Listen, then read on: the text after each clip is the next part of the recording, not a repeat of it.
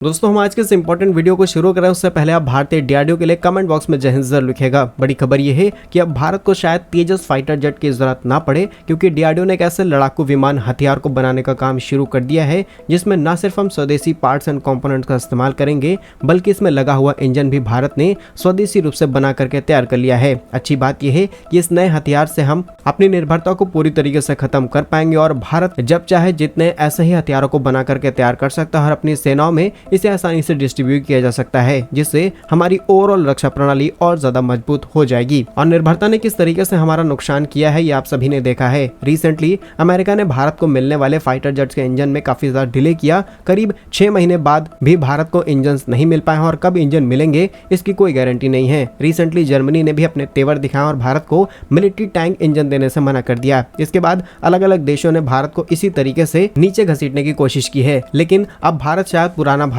नहीं रहा है, इसलिए हमें ऐसे हथियार बनाने की बेहद जरूरत है। तो क्या है डीआरडीओ का नया प्रोजेक्ट, इस वीडियो में जानते हैं। बस हमें सपोर्ट करने के लिए इस वीडियो को छोटा सा लाइक और चैनल को सब्सक्राइब जरूर कीजिएगा। दोस्तों वैसे तो ये खबर कुछ समय पहले ही सामने निकल के आई थी, जहां पर बताया गया कि डीआरडीओ की तरफ से फूफा यानी कि फ्यूचरिस्टिक अनमैन्ड फाइटर एयरक्राफ्ट को बनाने का काम शुरू किया जा रहा है, जिसे स्टेल्थ विमान के रूप में देखा जाएगा, यानी कि दुश्मन का रडार इसे पकड़ नहीं सकता। और ये तेजस फाइटर जेट की तुलना में काफी ज्यादा छोटा होगा, लेकिन इसके फीचर लगभग तेजस फाइटर जेट से ही होंगे। और यहाँ पर हमें किसी भी ह्यूमन को इसके अंदर नहीं भेजना होगा और ये सारे ऑपरेशंस अपने दम पर और कई फंक्शंस रिमोट के जरिए कंट्रोल करते हुए कर पाएगा। अगर हम इसकी कुछ विशेषताओं की बात करें तो इसकी पहली खासियत है स्टेल्थ विमान, यानी कि इसके ऊपर तमाम वो फीचर्स एंड सेंसर्स लगाए गए हैं जिससे दुश्मन इसे आसानी से अपने रडार में पकड़ नहीं पाएगा। दूसरा, ऑफेंसिव क्षमता, यानी कि ये पूरी तरीके से सक्षम है हवाई हमले करने के लिए, अपने साथ विभिन्न प्रकार के हथियार मिसाइल ले जा सकता है। तीसरा इंपॉर्टेंट फीचर है कि इसके पास है एयर सपोर्ट, यानी कि फूफा अगर आसमान के अंदर उड़ रहा है और ये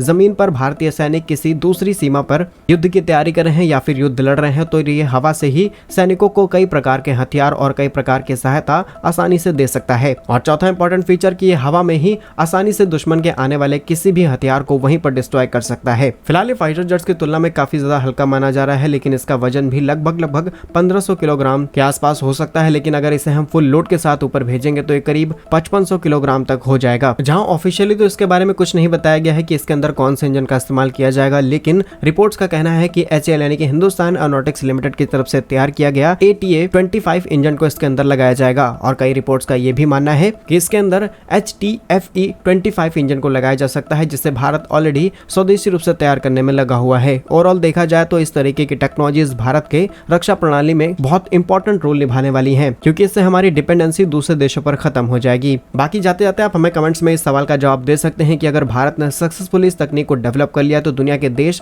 जो भारत को हथियार बेचने में लगे रहते हैं, खासकर फाइटर जेट्स, वो भारत के इस प्रोजेक्ट को रोकने की कोशिश करेंगे या फिर नहीं, खासकर अमेरिका जैसा देश। कमेंट्स में अपनी राय यस और नो के साथ जरूर लिखिए। भारत के सही वीडियोस पाने के लिए वीडियो को लाइक और चैनल को सब्सक्राइब जरूर कीजिए। वंदे मातरम, भारत माता की जय।